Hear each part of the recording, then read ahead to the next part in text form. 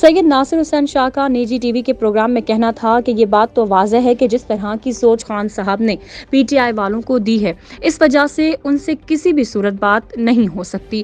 جس کسی نے بھی اس سوچ سے لا تعلقی کی ہے یا الیکشن کے بعد جو صورتحال ہوگی اس کے حساب سے دیکھا جائے گا کہ بات ہو سکتی ہے یا نہیں۔ سیاست میں ہمیشہ دروازے کھلے رہتے ہیں۔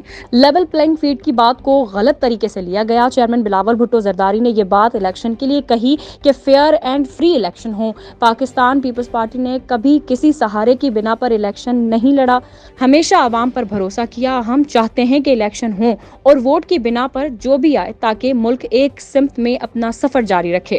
قانون اگر اجازت دیتا تو کوئی بھی الیکشن لڑے، ہمیں فرق نہیں پڑتا۔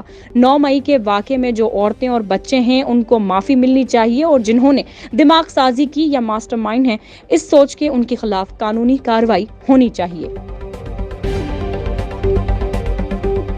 اسٹار نیوز جیو پاکستان کے لیے